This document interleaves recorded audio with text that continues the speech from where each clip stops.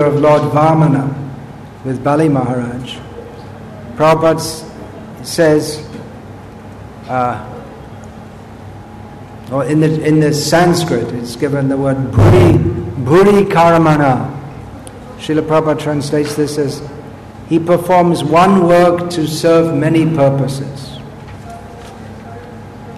So there are many, many examples of this, and I've discussed some of them.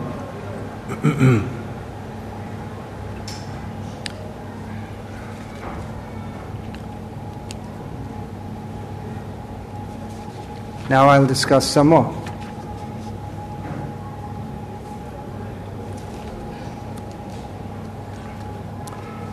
The worship of Govardhan Hill, the pastime of worshipping Govardhan, lifting Govardhan, one of the very famous pastimes of Krishna. There are many pastimes which are not so well known. If we talk about Krishna, just like we went through all these names of Krishna in the songs by Bhakti Thakur. So some names that he's very merciful to Kubja is not so well known. He's merciful to Kubja, that he smashed the cart in which the demon was there. But some pastimes are very well known. Damodar Leela is very well known. Rasa Leela is very well known. Govardhan Leela, that is very well known. When we drive into Chennai, there's one village, just now it's become joined with the whole metropolitan conglomeration. That's called Govardhan. Maybe the people, they don't know what it means now, but the name is there. We should go there and tell them. This is named in remembrance of Krishna's lifting that hill. What an attraction that is, that so many people are coming, even now. So many people coming even in the hot season. I was there in Govardhan for some weeks in the hot season. It means in May. It's extremely hot. So in the daytime, no one does parikrama, hardly. Practically even the birds don't move. The monkeys, even they don't have any life either. They're just sitting in the shade, waiting for the heat to abate. But then all night long, you can hear people doing parikrama. At night they do. In this season, you can hear them all, Radhe Radhe, calling out all night. They'll go around. And if you get, because we have our ashram just there next to the parikrama marg, early in the morning you get up and you see so many people. It's in the summer holidays in India. Actually what they call summer, it's only spring in America, right? So what are they going to do? They have we should go somewhere. Well, let's go to Govardhan, or let's go to Puri, or let's go to Mayapur. Now they're trying to make water parks and all this kind of thing, but still people prefer to go to the holy places. Even in Chennai, there are so many, they're making water parks and all that kind of thing. Our temple's in that area, so they go to the water park, then they come to our temple also. It's in good location for picking up the touristic-minded people. So, Govardhan Hill. We want to discuss Krishna's inciting Nanda Baba to stop the arrangements for the worship of Indra, or rather to deflect them to the worship of Govardhan. Then the subsequent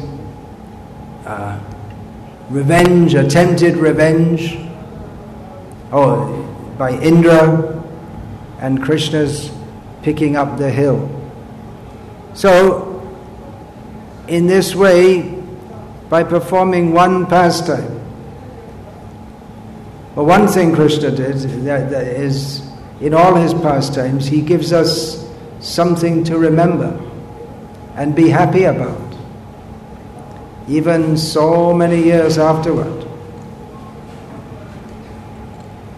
And I was saying, devotees, they'll go around Govardhan and they'll say, Shri Giridhari Lal Ki Jai. So people are very happy to remember. Devotees are very happy to remember these pastimes. Mayavadis, they talk about the happiness of Brahman. But what is there to be happy about? Nothing. I'm so happy. What are you happy about? Nothing. Light. I'm happy because there's a light. We're in the light. That's one kind of happiness. My friends are harassing me, my family is harassing me, my body is harassing me with so much pain, and now, no more harassment. Just merge in the light. But there's much more. Remembering Krishna's pastimes. And the non-devotees, or the lesser qualified theists, they will say, what is this? God? You say Krishna's God, he's lifting a hill. What is this? He should be doing something like sitting on a... Why is he surrounded by all these people? He should be sitting on a cloud throwing thunderbolts. That sounds more like God. They don't know the sweetness of Krishna. So Krishna, by showing his pastimes, he gives subject matter for the devotees to hear about, discuss, remember, chant about. Srimanti Gayanti Gurnanti Abhikshnasha Smaranti Nandanti Tavehitam Janaha Taeva Pashancha Chirena Tavakam Bhavapravaho Paramam Padam Bhujam.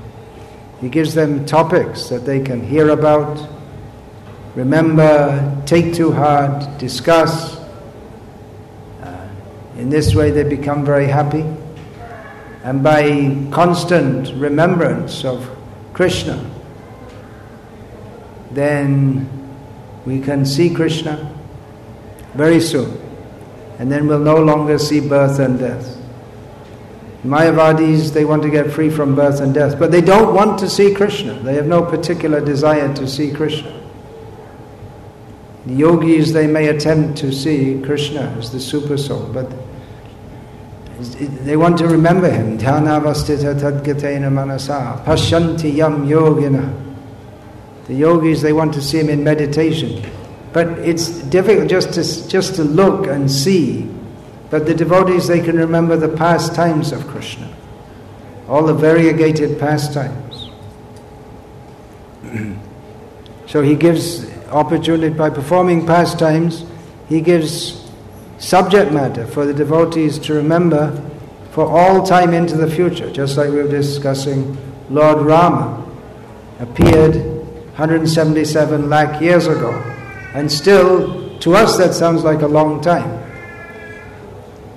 But still, people are going on, remembering, worshipping the pastimes of Lord Rama. So, by this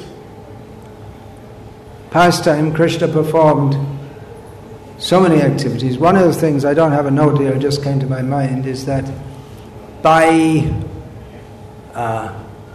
word jugglery, it's possible to convince people, because Krishna spoke atheistic philosophy to Nanda Maharaj. Everything in the Bhagavatam, generally we take it as it is, but we find Krishna spoke the Kama Mimamsa philosophy to Nanda Maharaja, what's the use of worship? What's the word? By our activity we get good and bad results. We don't depend upon Indra. So Krishna showed by this that how various philosophies people speak, they sound very convincing. There's so many different philosophies, so many different ideas. At least there used to be many different philosophies. Nowadays, not really philosophy. People have lost the capacity to even think about philosophy. This Srirangam was, in all of India, was a land of great philosophical dispute. We find Chaitanya Mahaprabhu travel throughout India, and he would bring people to Krishna consciousness not just by chanting and dancing, but he would discuss with scholars wherever he went. So Srirangam was a great place of scholarly discussion. Kanchi Moso. This was more a place of the Vaishnavas, but in Kanchi were Vaishnavas, Shaivas, Buddhists, impersonalists, still there. The Buddhists aren't there anymore, but still there are Vaishnavas and Shaivas, but they're not discussing, they're not arguing anymore, which is, they lost interest. Nowadays, to be devotee of Krishna or devotee of Shiva, it's just by family tradition. There's not that much difference. Even here in Srirangam, the first day I arrived, that was Tuesday evening and Wednesday morning, twice we went to the main temple. What's that called? Periyar Koil, something. But not going through the Rajagopuram, the one on the, that must be what, on the east side? So just opposite that, there's a house, and there's a sign outside saying Sai Coaching Classes. S-A-I. In other words, Sai Baba. I mean, the local Vaishnavas, they should go and stop this. Why are you bringing this Sai Baba here? They don't, where's the feeling? They used to fight over philosophy and everything. Where's the feeling? They should stop that. Why are you advertising Sai Baba? Why are you putting that just right next to the temple? This Shankaracharya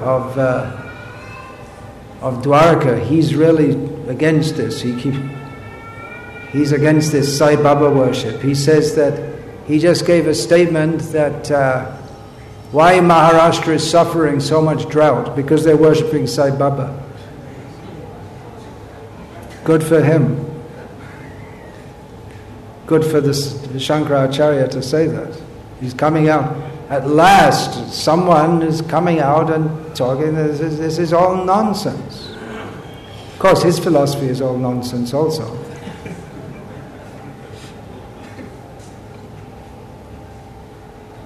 But in this respect, he's right.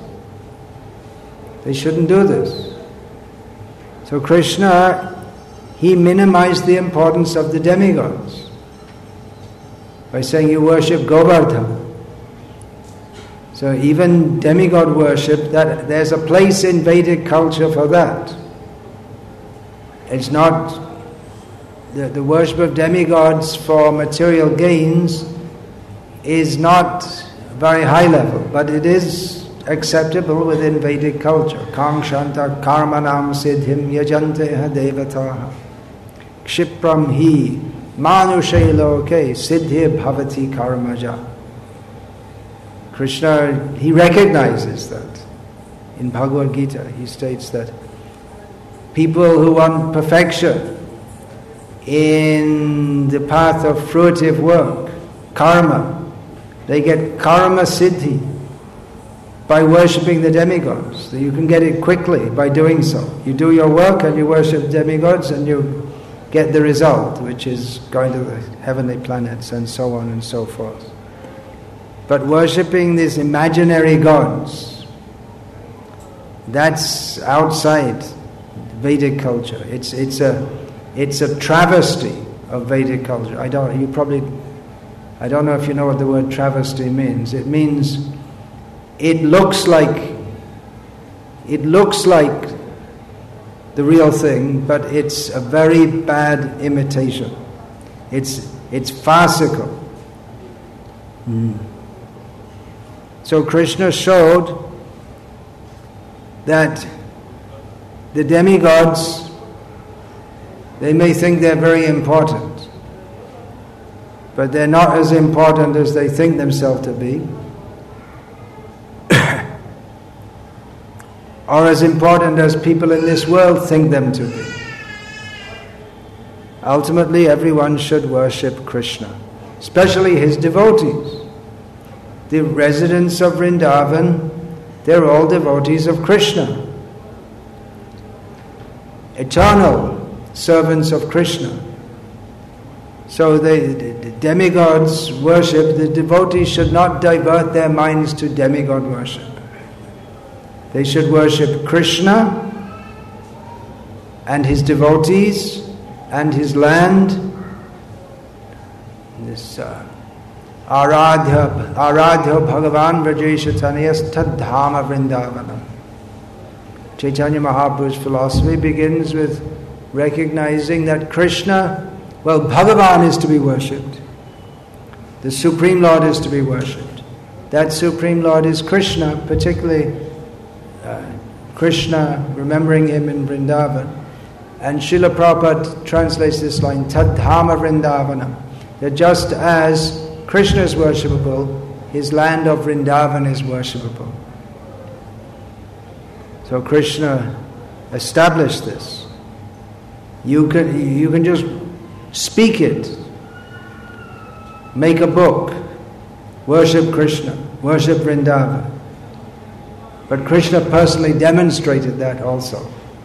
He speaks it and he demonstrates it. So Krishna protects his devotees.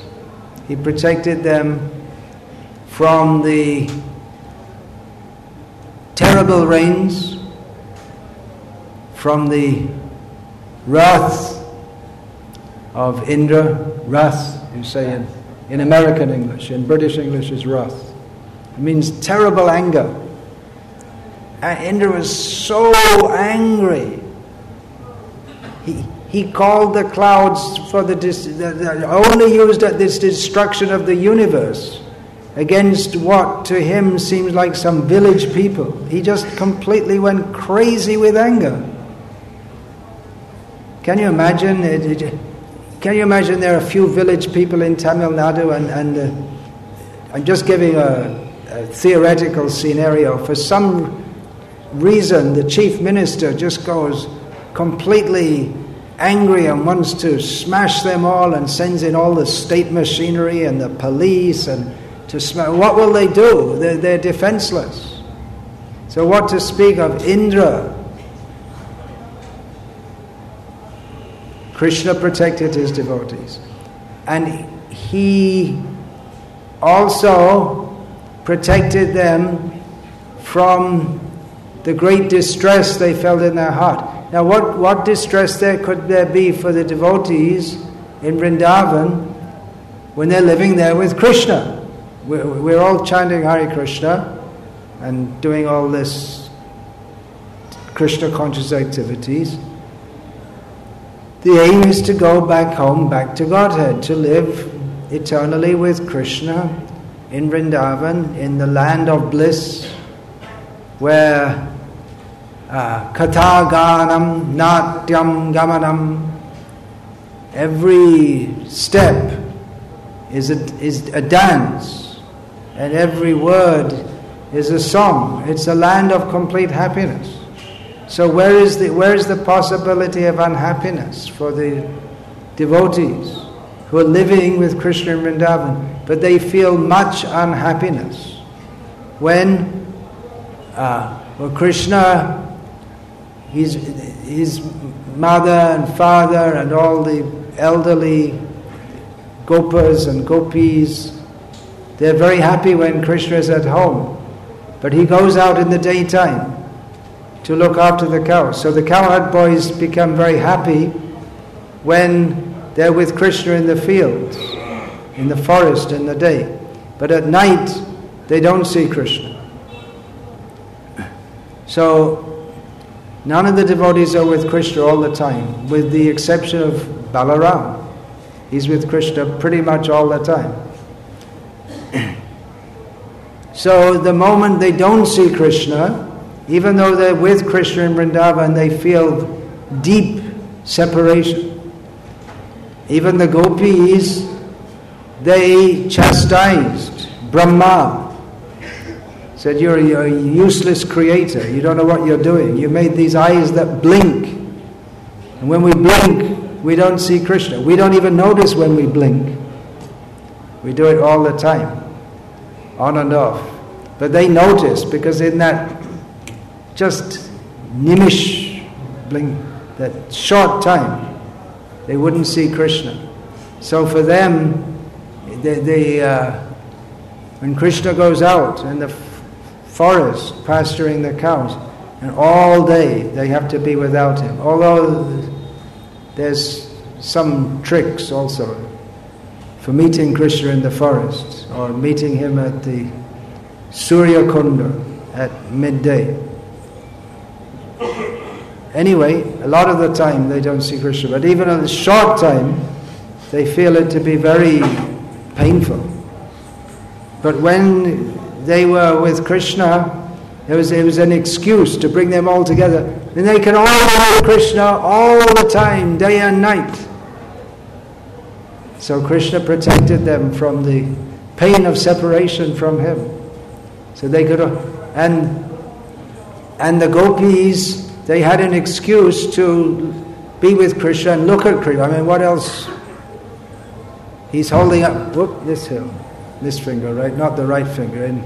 In our temple in, Om Viksgård in Sweden, they have one of these Natwa paintings of Krishna holding up with his right hand. Maybe some yuga he does it, but generally it's left hand, the little finger of the left hand he's holding up. So they all have an excuse, because they can look at Krishna because he's saving us, and we have to praise him and this and that. So in this way, Krishna, he gave the opportunity for the devotees to be with him day and night for 7 days. He broke the pride of Indra, showed his superiority over Indra, and by showing his superiority over Indra, that automatically means that he's superior to all the other demigods, because Indra is the superior to all the other demigods. So if you're superior to Indra, then automatically you're superior to all the others. So Krishna demonstrated that. That's described in Nectar of Devotion, I think it is. That first of all, Krishna thought, when Indra started studying these kinds, he thought, now I'll kill Indra. And then he thought, why should I bother? He's so insignificant. The Vrajavasis, they wanted to worship Indra. He's such a great, powerful figure. And Krishna became angry. He's harassing my devotees. Kill him. Just why bother? It's just Indra, that's all. Even Indra, you came and prayed to Krishna afterward. Brahma similarly prayed to Krishna after he had made his blunders. And Krishna was just thinking, they're going on giving their prayers, and Krishna's, okay, he's Brahma, I should respect him, but I wish he'd finish his prayers quickly, because I want to get back with my cowherd boys and play with them.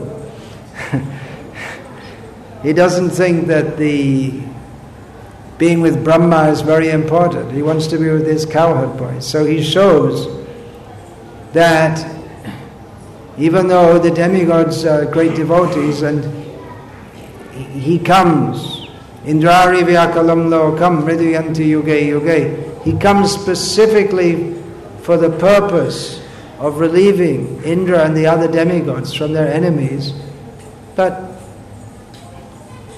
they're devotees, but his real heart-to-heart friends are not the great personalities of this universe, but those who simply cherish Krishna with pure love. So this is demonstrated in his Vrindavan pastimes, and especially in those in relation to Indra and Brahma, that Krishna, he's not impressed by our power, our majesty, if we have any, our wealth. He's not interested. It doesn't matter to him. Dhane jane panditye krishnere nahi pai, kebal bhakti bosh chaitanya gosai. Krishna, we cannot attain Krishna by wealth, by having many followers, by being greatly scholarly. Chaitanya Mahaprabhu demonstrated that Krishna, he comes under the control of the devotees who have pure love for him. So in this way, in the Govardhan Leela, he demonstrated not only his own superiority to Indra, but the superiority of the Vrajavasis. That Krishna, he deals with Indra in a somewhat formal way as Krishna. When he comes as Vamana, he comes as the younger brother. But even then, he doesn't stay with Indra. He goes to Bali Maharaj. He's the younger brother of Indra, but then anyway, Bali Maharaj, I'll go and live with him. Who's the enemy of Indra. So he shows the superiority of the Vrajavasis. Superior in what way? Not that they're great demigods, but that Krishna likes to live with them. Why? Because of their pure love for him. He likes to be with the cows and the cowherders. This is Krishna. Indra is just like a great god. Krishna is more powerful, more opulent. But Krishna, even though he's much more powerful and more opulent, he's interested in the loving exchanges of his devotees. And there are so many instances of this. Duryodhana wanted to offer Krishna a princely meal. Krishna refused it because he's not a devotee of it, particularly because he's against the Pandavas, who are the great devotees of Krishna. So Krishna wouldn't accept his food. But he went to the house of Vidura and got some banana skins to eat, because that was offered with love to him. Krishna defeated Indra not by fighting with him. That came later. But he defeated his false pride by just showing that he didn't fight with him. He just showed, well, whatever you send, we can just easily counteract it. That's all. Neglect is sometimes the greatest defeat. If someone shows all their might, now I'm going to smash you, and you look at them,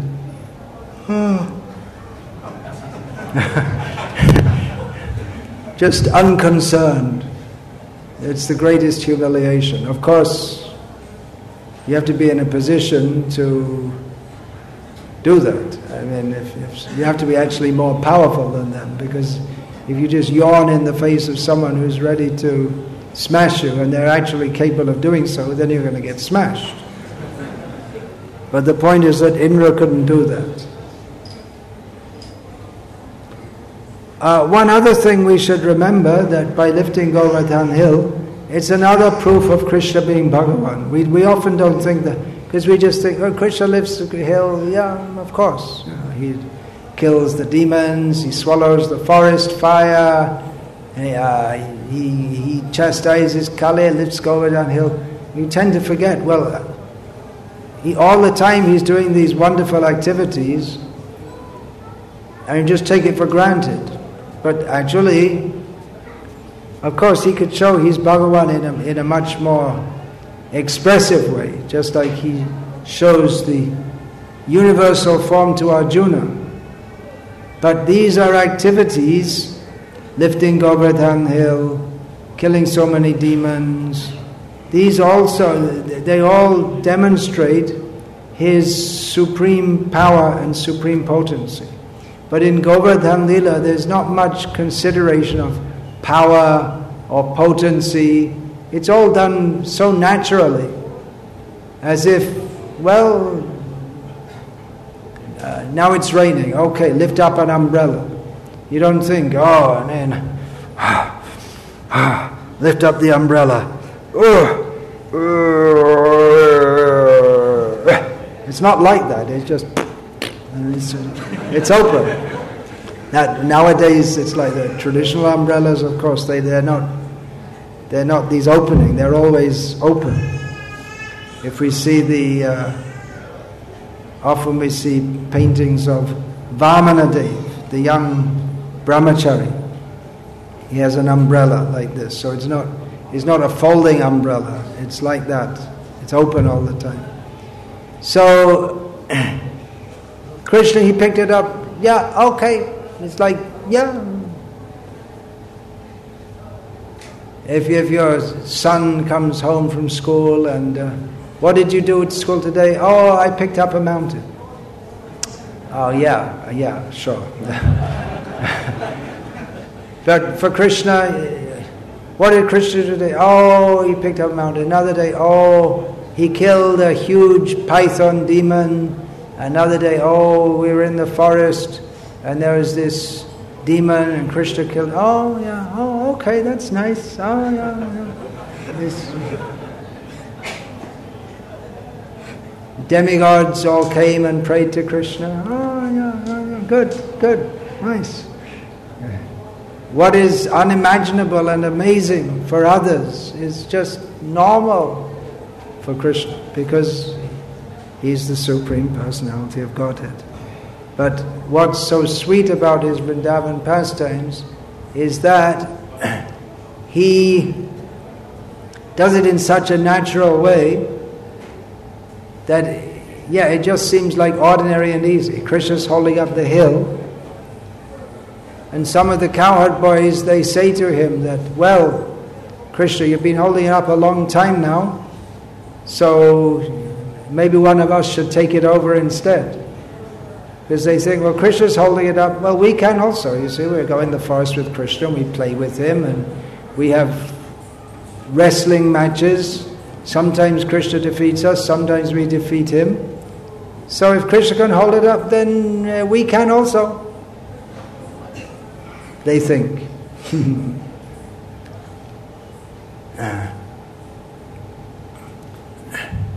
Krishna, he also shows, who could imagine? If anyone would like to imagine what is the nature of God, holding up a hill to protect his devotees is not something you could imagine. You could imagine him coming on the back of Garuda, killing the demons, something like that. But who would have thought that Krishna would lift Govardhan? But he has all kinds of amazing pastimes. He also demonstrated how Govardhan is the greatest devotee. Haridasa Varya, the gopis, they praise Govardhan as the best of the servants of Hari, because he serves Rama and Krishna, Balaram and Krishna, with the soft grasses, and all the devotees also, the cows and the devotees. So, because Govardhan serves Krishna and Balaram and his cowherd boyfriends and the devotees and the cows throughout all the seasons in different ways. Therefore, Govardhan is the best devotee. And Krishna demonstrated that also by Govardhan in this way protecting from the thunderbolts of Indra. And it wasn't just rain that he sent thunderbolts. His thunderbolts are famous for breaking mountains, but he couldn't break Govardhan.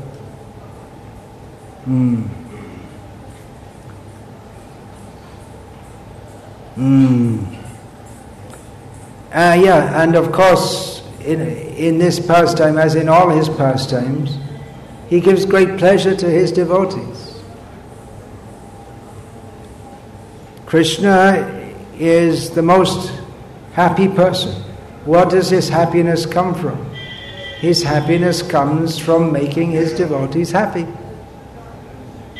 That's the secret to happiness. Even on the mundane platform, it's observable that if you try to make others happy, then you feel happy. And if you just want to use others for your own happiness, then you're never happy. Giving gives more pleasure than taking. Dadati pratigrihnati, the exchange of love, is in giving and receiving. There's more pleasure in giving. Therefore, devotees are always advised to serve, try to serve the devotees. Who relishes prasad the most? Those who like to offer, to prepare it and serve it and see everyone is happy by taking it. They get more pleasure, and they get to take prasadam also. At the end, when everyone is taken, then now everyone is happy, then I can also be happy. So more than the flavor of the food, just the exchange, how you want to make the devotees happy by offering, giving them prasadam. So the giving gives more pleasure than taking. So Krishna is the most happy because he's always trying to make his devotees happy. And his devotees are happy in exchange with him. Therefore he comes to this world and performs various pastimes. Now, Govardhan Leela is very famous, Damodar Leela is very famous, Kurukshetra fighting Leela is very famous. We find also, toward the end of the 10th canto, Narada is visiting the various palaces of Krishna. And there, Narada sees in 16,108 palaces, Krishna engaged in various activities. In some places, he's playing some sports with his friends. Someplace he's practicing archery or sword fighting. In some place he's joking with his wife. In some place he's arranging for the education of his children. In some place he's arranging the marriage of his children. So in this way, it's seen that in his Dwaraka Leela, although there are many noteworthy events which are described there, such as the attack of Shalva on Dwaraka, the messenger coming from the kings, imprisoned by Jarasandha. So these are major events. But Krishna's day-to-day life in Dwaraka appears in many ways to be like that of some ordinary householder, nothing much to talk about.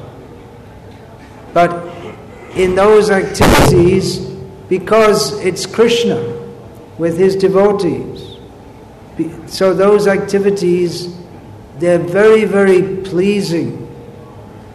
So we don't hear about that so much, how Krishna, he'll get up in the morning, maybe he'll have some little joking words with his wife, and he'll pat his children on the head. So these are Krishna's daily activities.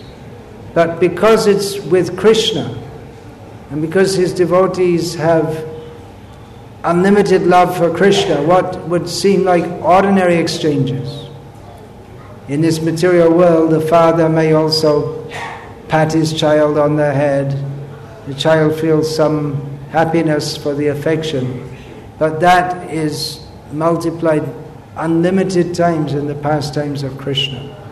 So it's not that all of Krishna's pastimes are, from our perspective, remarkable. Many of them may seem to be commonplace. But they're all Ananda Chinmaya Rasa. And it's all based on why Krishna, all the queens wanted to marry him. He's not so much for his strength or his power or his beauty. These are all reasons also. But Krishna's such a nice person. He's so attractive to be with that people want to be with him and live with him and serve him eternally. Some ordinary activity, cooking a meal. But when it's cooked for Krishna, because Krishna is so kind and loving, the devotees, they find the reciprocation, their heart fills with happiness to cook for Krishna. If Krishna is pleased, the simple thing, patrang pushpang phalang toyam, leaf, flower, fruit, water, Krishna is pleased with that. The devotees feel immense happiness in their hearts. So Krishna demonstrates this principle at every moment of all his pastimes, and what to speak of his Govardhan Lila, when he's reciprocating with all the devotees. That's another thing. They're all the inhabitants of Vrindavan there. So many gopis, so many cowherd men, all the cows, and Krishna is able to reciprocate with all of them. All of them felt, as Krishna is holding up Govardhan, Krishna is facing directly to me and looking at me. And that's another, what we would call miraculous. That Krishna, he individually reciprocated with every one of the Vrajvasis, including the cows and even the young children. Krishna, he wants to reciprocate with the love of everyone, and he's able to do so. He showed that in the Govardhan Lila. And he also showed that even if one is a devotee, but if one becomes puffed up and thinks that he's in a position to punish devotees, then Krishna may not be very pleased with that. He'll protect those who are his real devotees. So these are different things which are demonstrated in his Govardhan Lila. So his whole Vrindavan Lila shows ideal life for human society based on love of Krishna, protecting the cows, following Varnashram, opulent in the natural way, without factories and industrial enterprises, simple living, centered on cow protection, with spiritual culture. So these are some of the points that Krishna demonstrated in his Govardhan pastime, lifting of Govardhan hill. Then we could discuss so many pastimes, but I'll go to another one, jumping in chronologically, well ahead. Krishna outside Vrindavan, already gone to Mathura, becomes known as the Ranchor, the one who left the battle. So, in doing so, Jarasandha was coming on one front, and the Kala Yavana was coming on another front. It looked like a very fearsome situation. Krishna left there and transferred all the people in their sleep to Dwaraka. So in this way, he showed that even though he fights with many demons, but he has a sense of dignity also. This Kala was a Yavana. He was very low class. He didn't follow Vedic culture. So Krishna didn't want to fight with him. Kshatriyas, they fight with Kshatriyas. They don't fight with tribal people or something like this. It's below their dignity to do so. So Krishna left the fight. He didn't want to fight with them. That just shows his opulence of renunciation. Jarasandha said, "See, Krishna ran away from me. He's afraid." He forgot. He himself was defeated 17 times. And then you see, I'm greater than Krishna. Krishna ran away. He's afraid of me. And Krishna had some other plan also. He had some other plan to kill Jarasandha. In leaving Mathura at that time, he also went to give his mercy to his devotee Muchukunda, and by having Muchukunda awakened by this Kala Yavana, then the Kala Yavana was burned by Muchukunda, who came back out of his sleep, and then his that boon that he'd got from the demigods to burn whoever would wake him, that was used on a suitable person. His well-wisher might want to wake him. Come on, you've been sleeping enough now. But who will wake him? And then get burned to pieces, burned to ashes. So Krishna arranged that someone who anyway required to be killed would be killed by the glance of Muchukunda. Then, by doing so, he also showed that he is not bound by the ordinary rules. If anyone leaves a battlefield, it's for a Kshatriya, it's disgraceful. The whole city is depending on you for protection, but Krishna leaves, and he's worshipped up to the present day for doing so. Whatever he does is glorious. He doesn't become diminished by doing anything. Rather, he becomes worshipped for that. So the ordinary rules don't apply to him. And also there are so many things. He wanted to facilitate his pastimes. He didn't want to get into a drawn-out battle. He wanted to get that over with quickly and then get to Dwaraka, and then the next business was coming up. He was already aware of that. That now Rukmini, the time for her marriage is coming up, and she's going to want. I have to finish up this business, get over to Dwaraka, and then the messenger's going to come, and then I have to go to Kundinapur to rescue Rukmini. So he was managing his time. He said, I only have so much time, so I won't hang around and fight with all these people. Okay, let's do this. So like this, Krishna was managing everything, all in one. Naikakarmakrt. With his activities, he gets many things done, all at once. Then, eventually, he killed Jarasandha, or rather, he arranged for that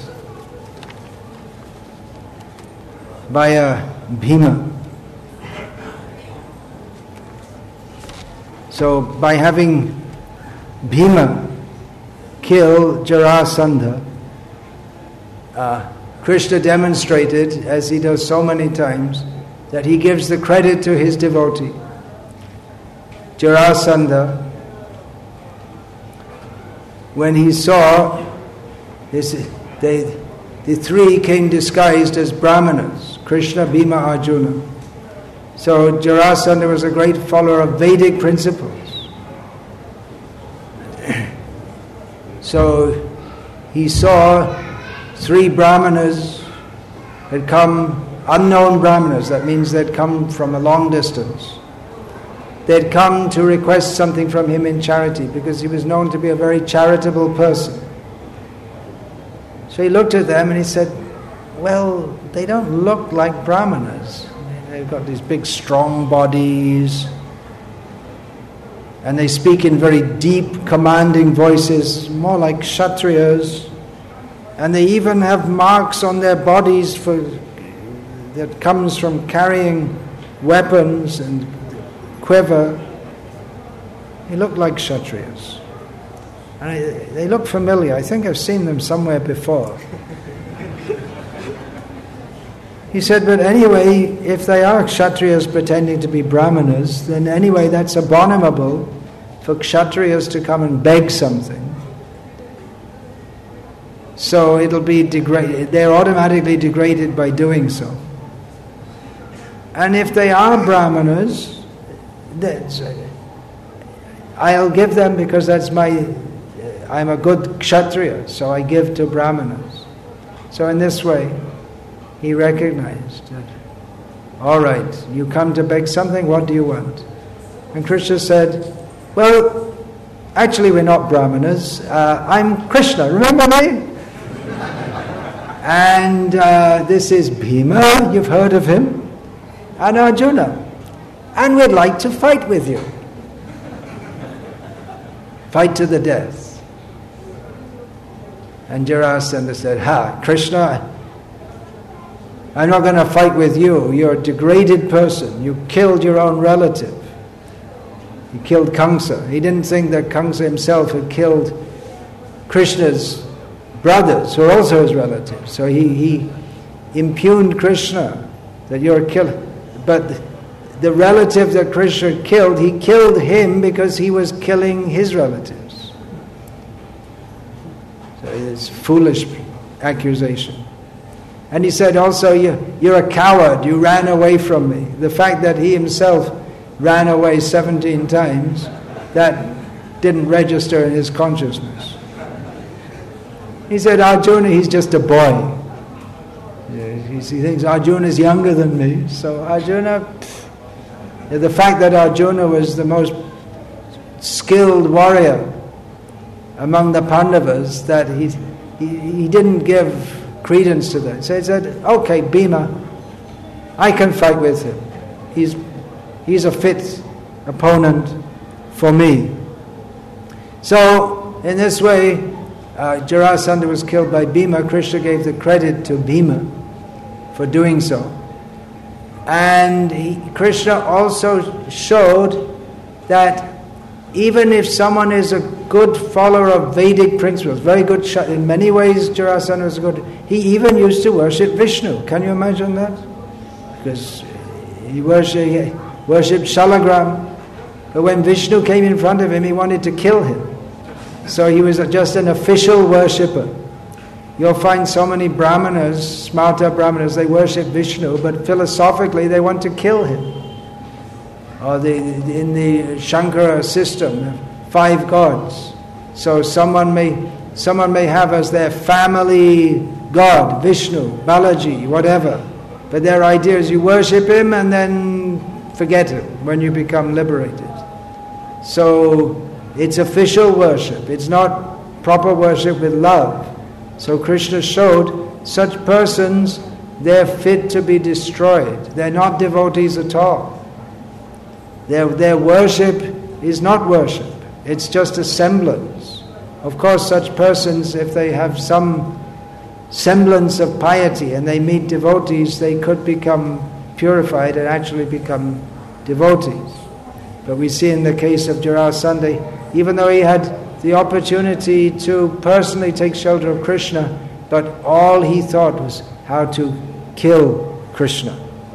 So Krishna made clear that this Jarasandha, he's a demon who fits in the verse, Pritranaya sadhunam vinashayata dushkritam. Who is the sadhu? Who worships Krishna? But no, he officially worships Vishnu, but he's in the second line, vinashayata dushkritam. He's not in the first line.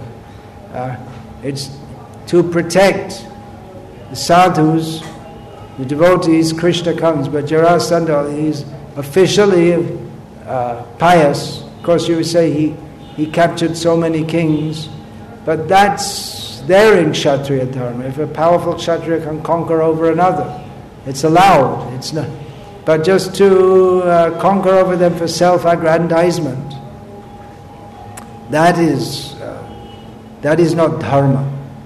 So Krishna demonstrated that. He also demonstrated the Pritranaya Sadhunam by rescuing the 20,800 kings who were imprisoned by Jarasandha, who are all devotees of Krishna. He restored them to their position and their glory.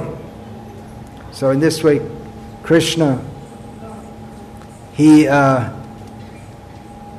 vinashayata dushkritam, he eliminated Jarasandha, he delivered the devotees, paritranaya sadhunam, and he also paved the way for Yudhishthira to perform the Rajasuya Yajna, Dharma Samsthapanata.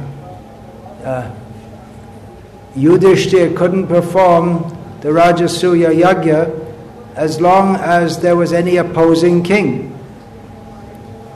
So Jarasandha had to be eliminated. So in this way, by eliminating Jarasandha, then Krishna also paved the way for Yudhishthira to perform the Rajasuya Yajna. So by having Jarasandha killed in this way, Krishna fulfilled various purposes by one activity. So that's another example of Naikakarmakrt. Then another example,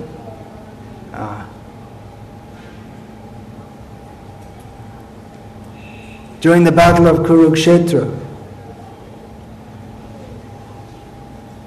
the first general on the side of the Kauravas, Duryodhana, he wasn't, even though he was the king, but he appointed the general. First of all, Bhishma, then Drona, then Karna was next, and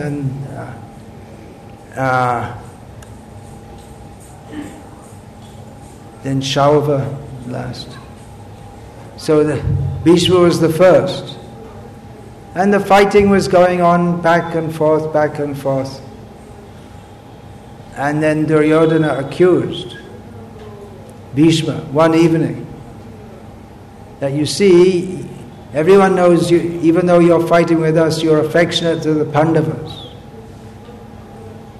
And therefore you're not showing your full power.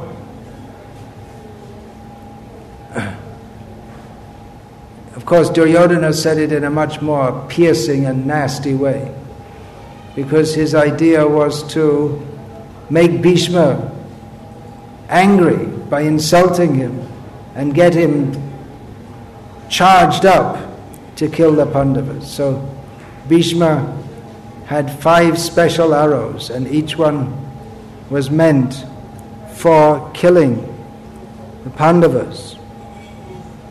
So then Krishna sent Arjuna. Arjuna had to take some boon from Bhishma. So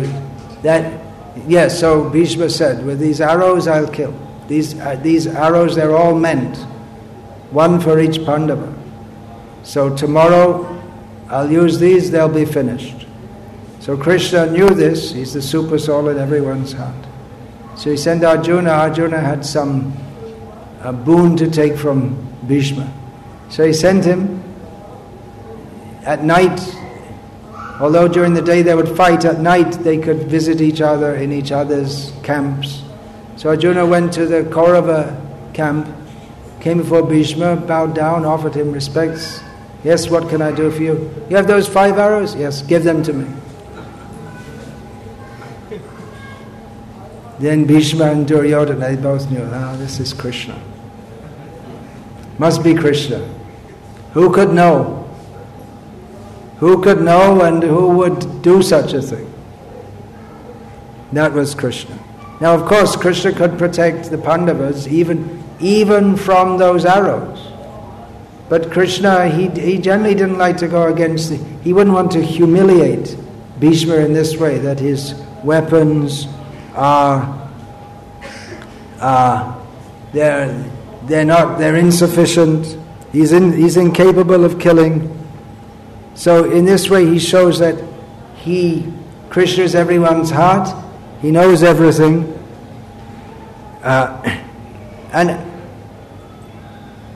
he's orchestrating everything. Ultimately he's orchestrating everything. And that in this way he's able to perform activities which have multiple ramifications. Of course anyone may do that, especially someone who's very powerful. Their activity may have multiple ramifications. Just like, for instance, if we see the recent history of the world, the British leaving India and dividing it into India and Pakistan, that's had multiple ramifications which are going on to the present day. The first thing was that India was split. It was no longer one country. And then so many people were killed during the time when so many Muslims were moving to India, and so many Muslims and Sikhs were moving from Pakistan to India, and so many Muslims were moving from India to Pakistan. And then there was West Pakistan and East Pakistan, and practically inevitably they split up, and there was another war over that. And up to the present day, there's constant tension going on, which manifests in various ways. Practically, not every day there's tension along the border. And then there's enmity set up between India and Pakistan, especially in Pakistan. The only reason for that country to exist is out of enmity to India. So they have to keep on cultivating it, as it's their national sense of identity. So even a powerful materialistic person, their activity may have many ramifications, but not on the level of Krishna, because he's the supreme powerful person.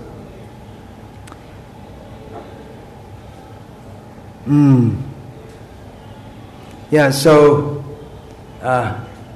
Krishna also, as in the pastime with Jarasandha, he demonstrated the generous nature of Kshatriyas.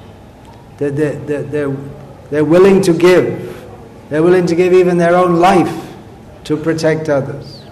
There are many examples of that. I mentioned before Shibi Maharaj. There's so many.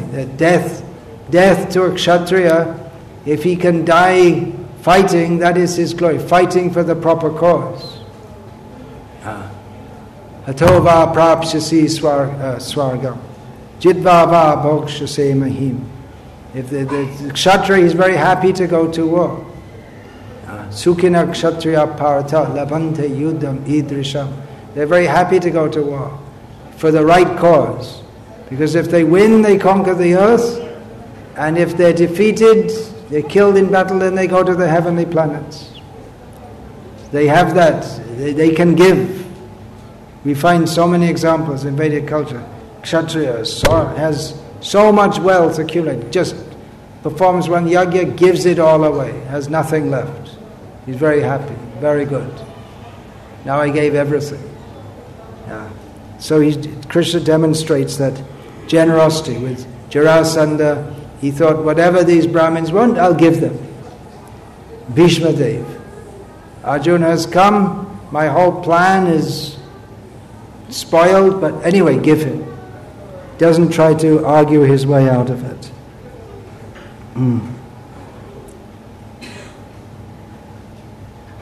No, that was Duryodhana, wasn't it? Duryodhana had the arrows. So he gave them to Bhishma. And of course, in doing so, I didn't say it, it almost goes without saying, he saved the Pandavas by doing this. So Hare Krishna, now, yeah, there are other things also. Yeah, okay.